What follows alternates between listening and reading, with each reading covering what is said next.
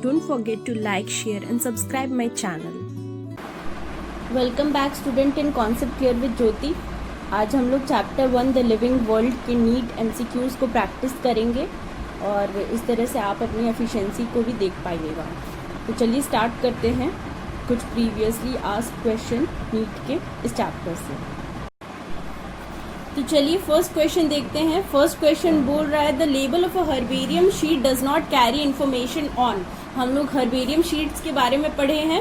Herbarium sheet जो कि botanical information को कैरी करता है और उसमें कोई भी स्पीसीज के प्लांट्स का लीव्स होता है, हर एक स्पीसीज के प्लांट्स का लीव होता है उसमें, जिसे ड्राई किया जाता है, प्रेस किया जाता है, तब उसमें स्टिक किया जाता है और उसमें कुछ सेट्स ऑफ इंफॉर्मेशन है जो कि लिखे जाते हैं।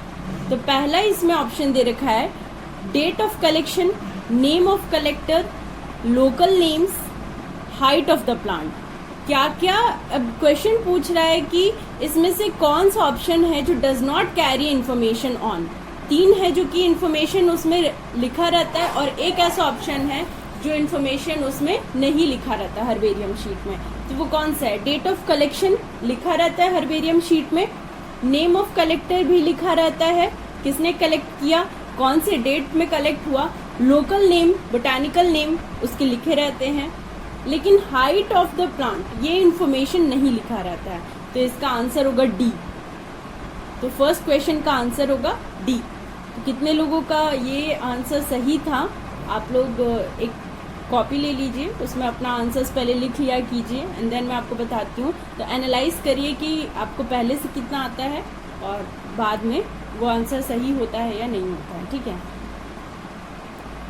तो चलिए सेकंड क्वेश्चन की तरफ मूव करते हैं। और अगर आपको थोड़ा स्पीड ज़्यादा लगता है तो आप वीडियो को पॉज करके आंसर्स आप ऑप्शंस आपको स्क्रीन पे दिख रहा है, आंसर्स आप एनालाइज करिए और तब अपने आंसर्स को आप कॉपी में लिख लीजिए। ठीक है, मेरे बताने से पहले। तो चलिए क्वेश्चन नंबर 2 है, इसमें है match column 1 with column 2 for house fly classification and select the correct option using the codes given below. अच्छा, इसमें फैमिली, ऑर्डर, क्लास, फाइलम ये सब लिखा हुआ है हाउस फ्लाई का।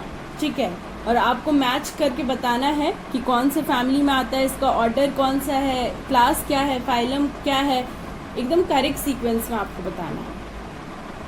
चलिए आप लोग वीडियो पॉज करके पहले ट्राई कर लीजिए, फिर मैं आंसर बताती हूँ इसका। तो ठीक है, इसका आंसर होगा ए ऑप्शन। ठीक है, ए option is the correct answer, जिसमें फैमिली हो जाएगा म्यूसिडेई, ऑर्डर हो जाएगा डिप्टेरा, क्लास हो जाएगा इंसेक्टा एंड फाइलम हो जाएगा आर्थ्रोपोडा। ठीक है, चलिए ये नीट 2016 का पूछा हुआ क्वेश्चन है। अगर आपको इसके सीक्वेंस याद हैं तो आप बहुत आसानी से 4 मार्क्स गेन कर लीजिएगा। क्वेश्चन नंबर 3 बोल रखा है study the 4 statement given below and select the 2 correct ones out of them. ठीक है, आपको इसमें स्टेटमेंट्स पढ़ना है और इसमें से कोई 2 select the 2 correct one, 2 statement है जो सही है उसको आपको बताना है। स्टेटमेंट पहला है definition of biological species was given by Ernest Mayr. Biological species का डेफिनेशन, बायोलॉजिकल स्पीसीज क्या होता है, ये अर्नेस्ट मेयर ने दिया था। बी है photo period does not affect reproduction in plants. Photo period क्या होता है? लाइट ड्यूरेशन को कहते हैं, डे लाइट, नाइट लाइट, जो भी लाइट का ड्यूरेशन होता है, तो इससे प्लांट के रिप्रोडक्शन पे कोई इफेक्ट, कोई असर नहीं पड़ता है। क्या ये स्टेटमेंट सही है? सी स्टेटमेंट है binomial nomenclature system was given by R.H. Whittaker. Binomial nomenclature R.H. Whittaker ने दिया था। और डी ऑप्शन है in unicellular organism reproduction is synonymous with growth. Unicellular organism में रिप्रोडक्शन और ग्रोथ दोनों एक ही चीज होता है। द 2 करेक्ट स्टेटमेंट्स आर, इसमें से आप पहले देख लीजिए वीडियो पॉज करके कौन से 2 स्टेटमेंट आपके अनुसार सही हैं, उसके बाद में आंसर बताती हूँ। तो चलिए आंसर इसका होगा C option, A and D. इसका आंसर सी ऑप्शन होगा, जो कि है A and D. Definition of biological species was given by Ernest Mayr, ये बिल्कुल सही है। बायोलॉजिकल स्पीसीज का डेफिनेशन अर्नेस्ट मेयर ने दिया था, ठीक है। और दूसरा है डी, यूनिसेलुलर ऑर्गेनिज्म में रिप्रोडक्शन और ग्रोथ जो है वो एक ही चीज होता है, ठीक है, सिनोनिमस होता है। फिर ये जो स्टेटमेंट था photo period does not affect reproduction in plant, ये बिल्कुल फॉल्स स्टेटमेंट है। फोटो पीरियड अफेक्ट करता है रिप्रोडक्शन ऑफ प्लांट्स, ठीक है। और बायनॉमियल नॉमेनक्लेचर सिस्टम ये आर.एच. विटेकर ने नहीं दिया था, ये कैरोलस लिनेनियस ने दिया था। आई होप स्टूडेंट आप लोग को समझ में आ रहा होगा। चलिए, so next question is question number 4, जिसमें बोल रखा है nomenclature is govern by certain universal rules. Nomenclature हम लोग को पता है कि कभी भी किसी ऑर्गेनिजम्स की नेमिंग करते हैं उसे नॉमेनक्लेचर कहा जाता है। तो कभी किसी ऑर्गेनिज्म की जब नेमिंग करते हैं तो कुछ सेट ऑफ रूल्स है जिसे फॉलो करना पड़ता है।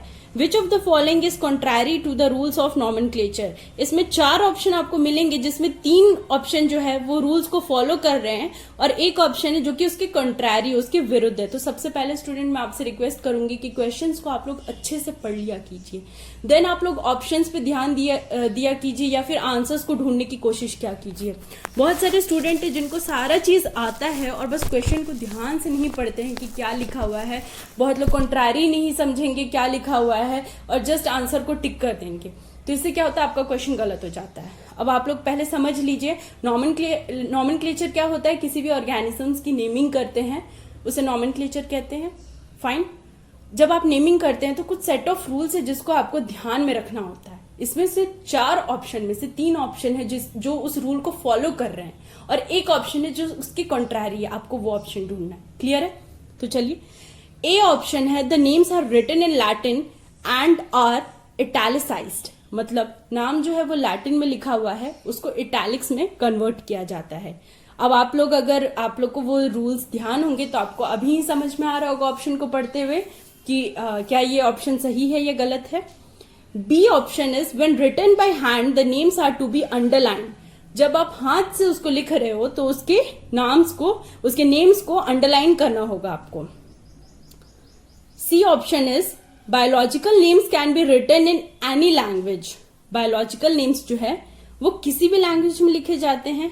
और डी है the first word in a biological name represent the genus name and the second is a specific epithet, मतलब बायनॉमियल नॉमेनक्लेचर में दो कॉम्पोनेंट होता है, जिसमें पहला कॉम्पोनेंट है वो जीनस नेम को रिप्रेजेंट करता है और जो दूसरा सेकेंड कॉम्पोनेंट है वो स्पेसिफिक एपिथेट को रिप्रेजेंट करता है।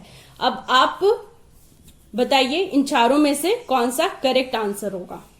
ठीक है, तो इसका आंसर, क्योंकि क्वेश्चन में पूछा था कॉन्ट्रैरी बताना है, कौन सा स्टेटमेंट गलत है।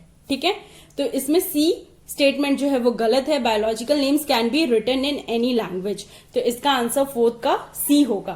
बायोलॉजिकल नेम्स को किसी भी लैंग्वेज में नहीं लिखा जाता है, वो लैटिन ओरिजिन का होता है, उसे इटैलिसाइज्ड किया जाता है और जब हाथ से लिखा जाता है तो उसे अंडरलाइन किया जाता है। और इसमें 2 कॉम्पोनेंट होता है, पहला जीनस को रिप्रेजेंट करता है और दूसरा स्पीसीज या फिर स्पेसिफिक एपिथेट को रिप्रेजेंट करता है। लेकिन biological names can be written in any language, this is the false statement, so इसका आंसर सी होगा। ये भी नीट 2016 का पूछा हुआ क्वेश्चन है। चलिए 5th क्वेश्चन की तरफ बढ़ते हैं। विच one of the following is not a correct statement. Again आपको फॉल्स स्टेटमेंट बताना, नॉट अ करेक्ट स्टेटमेंट। ठीक है, ए option is a museum has collection of photographs of plants and animals.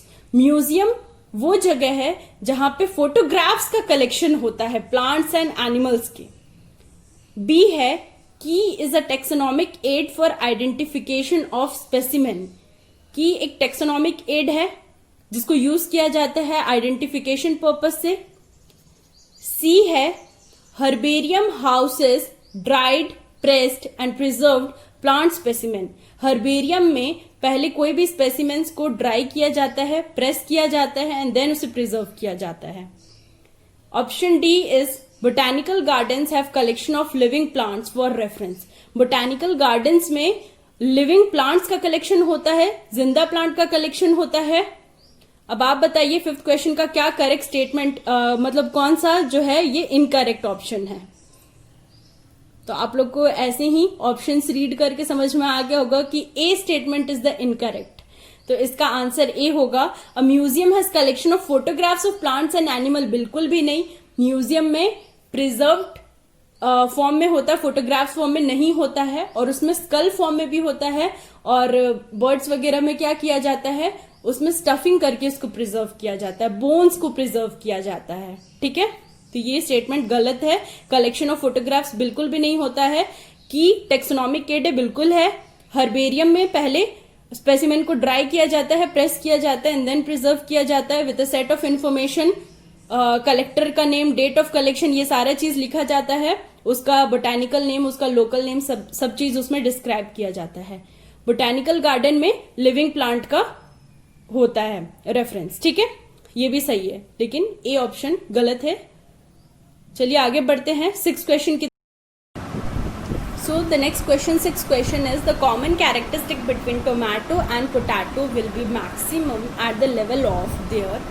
तो आपको पहले टोमेटो पोटैटो दोनों का पूरा टेबल याद होना चाहिए, लाइक उसका species, genus, family, division, order, ये सारा चीज़ आपको याद होना चाहिए। तब आप लोग पता लगा पाओगे कि कहाँ तक जो है वो लोग का कॉमन हो रहा है, फैमिली, जीनस, स्पीसीज, किंगडम, कहाँ तक वो लोग का कॉमन हो रहा है मैक्सिमम, और कहाँ से डिफर कर रहा है। तो जहाँ तक लास्ट स्टेज कॉमन होगा वो उसका मैक्सिमम लेवल होगा। ठीक है, तो अगर आप बात करें उसकी किंगडम की, तो दोनों प्लांट्स किंगडम में आता है। ठीक है, तो ये कॉमन है इसका। फिर ऑर्डर दोनों का सोलेनेल्स होता है। ठीक है, एंड फैमिली सोलेनेसेई होता है, जीनस सोलेनम होता है। ठीक है, दोनों का टोमेटो पोटैटो दोनों का सोलेनम तक कॉमन होता है। तो दोनों का जीनस तक कॉमन होता है, जीनस तक दोनों का कॉमन होता है। डिफर कहाँ से करता है, स्पीसीज। पोटैटो का जैसे बोटानिकल नेम है सोलेनम ट्यूबर्सम, और टोमेटो का है सोलेनम लाइकोपर्सिकम। तो स्पीसीज डिफर करता है, बाकी जीनस तक सोलेनम दोनों सेम होता है। तो इसका आंसर हो जाएगा genus, D option is the correct answer. 7th is which one of the following organism is scientifically correctly named, correctly printed according to the international rules of nomenclature and correctly described। इसमें से set of names आपको दे रखा है। पहले तो उसकी जैसे लिखा हुआ है वो करेक्ट ऑर्डर में होना चाहिए। ठीक है, और वो सारे रूल्स को फॉलो करना चाहिए जो इंटरनेशनल रूल्स ऑफ नॉमेनक्लेचर है। ठीक है, तो देखिए आप लोग, A option is musca domestica, the common house lizard, a reptile. Musca domestica common house lizard है, रिप्टाइल है। Plasmodium falciparum, a protozoan pathogen causing the most serious type of malaria. C is felis tigris, the Indian tiger well protected in Gir forest। D option is E. coli, full name Entamoeba coli, a commonly occurring bacterium in human intestine। तो इसका answer बताइए आप लोग क्या होगा। Correctly printed होना चाहिए, correctly named होना चाहिए according to international rules of nomenclature. तो अगर ए ऑप्शन की बात करें तो म्यूसिका डोमेस्टिका, सबसे पहले ये हाउस फ्लाई होता है, लिजर्ट नहीं होता है। इसमें हाउस लिजर्ट दे रखा है तो ये ऑप्शन वैसे ही गलत हो गया। सेकंड की बात करें प्लाज्मोडियम फैल्सीपैरम, इसमें पहला जो वर्ड है प्लाज्मोडियम वो कैपिटल है, और जो स्पीसीज का है वो स्मॉल लेटर में है, जो कि बिल्कुल इंटरनेशनल रूल्स को फॉलो कर रहा है। इंटरनेशनल रूल्स यही कहा था कि जीनस जो है वो कैपिटल लेटर, जीनस का जो पहला लेटर वो कैपिटलाइज होना चाहिए, और जो स्पेसिफिक एपिथेट का पहला लेटर है वो स्मॉल लेटर होना चाहिए। ठीक है, और ये देखिए टेढ़ा टेढ़ा लिखा हुआ है, यानी इटैलिक्स में लिखा हुआ है।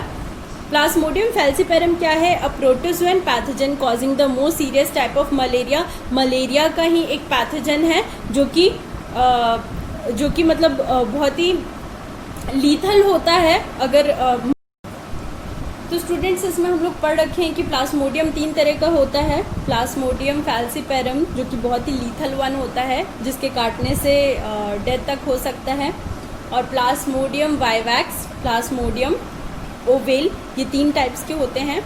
तो इसमें प्लाज्मोडियम फैल्सिपारम बिल्कुल सही करेक्ट ऑर्डर में लिखा हुआ है, और ये एक पैथोजन होता है, प्रोटोजन पैथोजन होता है, जो कि serious type of malaria cause करते हैं, बिल्कुल सही है। फिर फेलिस टिग्रिस की बात करें कि इन्होंने लिखा है the Indian tiger well protected इन गिर फॉरेस्ट, ठीक है, ये गलत है। और डी ऑप्शन लिखा है E coli, full name Entamoeba coli, नहीं, इसका फुल नेम एंटामीबा कोलाई नहीं, स्केरिया कोलाई होता है, ठीक है, a commonly occurring bacterium in human intestine, ठीक है। तो इसके बारे में सही इन्फॉर्मेशन लिखा है, लेकिन नाम गलत है, एंटामीबा कोलाई नहीं, इट्स स्केरिया कोलाई, ठीक है। तो ऐसे आप लोग को पता लगाना है कि कौन सा ऑप्शन सही है और कौन सा गलत है। आई होप स्टूडेंट्स आप लोग को समझ में आ रहा होगा अच्छे से। फिर next question is the 8th question. 8th लिखा है which one of the following animal is correctly match with its particular taxonomic category, ठीक है। आपको इसके टेक्सोनॉमिक कैटेगरी याद होने चाहिए। तो टाइगर, टिग्रिस, और टिग्रिस इसका स्पीसीज है। फिर कटल फिश मोलिस्का में आता है, और मोलिस्का इसका क्लास है। ह्यूमन्स प्राइमेटा में आता है, प्राइमेटा इसका फैमिली है। हाउस फ्लाई म्यूस्का, जो कि इसका ऑर्डर है। वीडियो को पॉज करके आप बताइए कि कौन सा ऑप्शन सही होगा। आपको इसमें करेक्टली मैच पेयर पूछा हुआ है, तो इसका ऑप्शन ए सही होगा, टाइगर, जिसमें टिग्रिस इसका स्पीसीज है, बाकी सारा मिसमैच्ड है, ठीक है। अगर आपको इसके पूरा ऑर्डर्स याद होंगे तभी आप ये सारी चीज़ें कर पाइएगा, तो इसलिए वो ऑर्डर वाला टेबल याद होना बहुत ही ज़रूरी है। Now move on to the 9th question, जिसमें बोला है which one of the following aspects in an exclusive characteristic of living things. Which one of the following aspects is an exclusive characteristic of living things? कौन से इनमें से option है जो कि लिविंग थिंग्स को अच्छे से डिफाइन कर रहा है, ठीक है। ए option is isolated metabolic reaction occur in vitro, मतलब जो मेटाबॉलिक रिएक्शंस होते हैं वो इन विट्रो भी हो सकते हैं। Occur in vitro, in vitro in vivo का क्या मतलब है? इन विट्रो लैब कंडीशंस में कहते हैं, ठीक है। तो बी है increase in mass from inside body, जो लिविंग ऑर्गेनिज्म होते हैं उसका जो मास बॉडी का बढ़ता है वो इनसाइड से होता है, नॉट आउटसाइड, इनसाइड से होता है, ठीक है। C option is perception of events happening in environment and their memory. Living organism में क्या हो रहा है इर्द गिर्द और क्या हो चुका है उसका मेमोरी सब कुछ स्टोर्ड रहता है। D option is increase in mass by accumulation of material both on surface as well as internally. तो ये चार ऑप्शंस में से आप लोग को बताना है कि कौन सा ऑप्शन जो है वो एक्सक्लूसिव कैरेक्टरिस्टिक है लिविंग थिंग्स का, इंपॉर्टेंट कैरेक्टरिस्टिक, ठीक है। तो सबसे पहली बात, isolated metabolic reaction occur in vitro, ये एक रिएक्शन तो होता है बट लिविंग बींग्स नहीं होता है, ठीक है। ये लिविंग रिएक्शन जरूर होता है लेकिन ये लिविंग ऑर्गेनिज्म को डिनोट नहीं करता है। हम लोग एनसीईआरटी का लाइन पढ़ चुके हैं, तो ये स्टेटमेंट ऐसी गलत है, ये एक्सक्लूसिव कैरेक्टरिस्टिक को नहीं डिफाइन कर रहा है। Then increase in mass from inside only, ये स्टेटमेंट भी गलत है क्योंकि ग्रोथ जो होता है एक्सक्लूसिव कैरेक्टरिस्टिक उस कैरेक्टरिस्टिक्स को कहते हैं स्टूडेंट्स जो कि बस लिविंग ऑर्गेनिज्म में हो रहा है और नॉन लिविंग ऑर्गेनिज्म में नहीं होता है, ठीक है, उसे एक्सक्लूसिव कैरेक्टरिस्टिक कहते हैं। तो देखिए increase in mass from inside only, तो ग्रोथ क्या एक एक्सक्लूसिव कैरेक्टरिस्टिक है? क्या वो लिविंग ऑर्गेनिज्म में हो रहा है? बिल्कुल भी नहीं, नॉन लिविंग ऑर्गेनिज्म में भी ग्रोथ होता है, ठीक है, लेकिन ये ज़रूरी नहीं कि जिसमें ग्रोथ हो रहा है वही लिविंग ऑर्गेनिज्म हो, ठीक है। सी जो है वो ज़्यादा एप्रोप्रिएट है क्योंकि परसेप्शन ऑफ इवेंट्स हैपनिंग, हम लोग जिस एनवायरनमेंट में रहते हैं इर्द गिर्द क्या हो रहा है, हम लोग के अंदर कॉन्शियसनेस की प्रॉपर्टी होता है, ठीक है, एबिलिटी टू सेंस होता है और मेमोरी का प्रॉपर्टी होता है। हम लोग के पास में जो चीज़ हो रखा है वो हम लोग अपने माइंड में रिटेन कर सकते हैं, ठीक है, मेमोराइज कर सकते हैं, ठीक है। और अगर कुछ भी होता है हम लोग के अंदर रिफ्लेक्स एक्शन की प्रॉपर्टी होती है, ठीक है, ठंडा गर्म कुछ भी गिर रहा है तो हम लोग अपने हाथ को हटा सकते हैं, तो respond to stimuli, external stimuli, ये सारी चीज़ें होती हैं जो कि बहुत ही एक्सक्लूसिव कैरेक्टरिस्टिक है। ये नॉन लिविंग ऑब्जेक्ट में आप गर्म पानी ठंडा पानी गिरा दो, उसमें कोई फ़र्क नहीं पड़ता है, ना उन लोग के पास कोई पास चीज़ की मेमोरीज होती है, ना एनीथिंग लाइक लिविंग ऑर्गेनिज्म। लेकिन ग्रोथ तो नॉन लिविंग ऑब्जेक्ट्स में भी होता है। सैंड ड्यून्स का एग्जांपल मैंने दिया था जब मैंने पढ़ाया था आपको डिटेल वीडियो में। तो जब भी रेत की पहाड़ होती है, कहीं दूर से रेत उड़कर आ जाते हैं स्टॉर्म्स में, तो उसका लेयर्स जो है वो 2-3 लेयर बढ़ जाता है, ठीक है। तो उसमें एक तरह से देखा जाए तो हाइट तो इंक्रीज़ हो रहा है, तो नॉन लिविंग ऑर्गेनिज्म में भी हाइट बढ़ जाता है। लेकिन लिविंग ऑर्गेनिज्म और मतलब ये एक एक्सक्लूसिव इवेंट नहीं है जो कि लिविंग ऑर्गेनिज्म को डिफाइन कर सकता है, ठीक है। फिर डी ऑप्शन था, increase in mass by accumulation of material both on surface as well as internally. ये चीज़ मैंने अभी आपको बताया कि वही सैंड ड्यून्स का एग्जांपल लेकर के, ये एक एक्सक्लूसिव प्रॉपर्टी बिल्कुल भी नहीं है। एक्सक्लूसिव प्रॉपर्टी में आपका आ जाएगा respond to external stimuli, memory, ये सब एक्सक्लूसिव प्रॉपर्टी आ जाएगा। Last question for today is 10th question.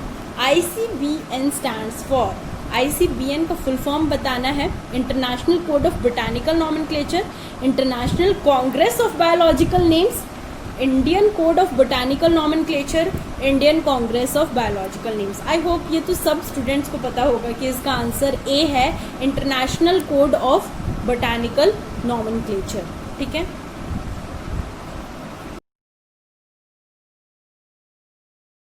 Next part को देखने के लिए आगे की वीडियो ज़रूर देखिए। Thanks for watching.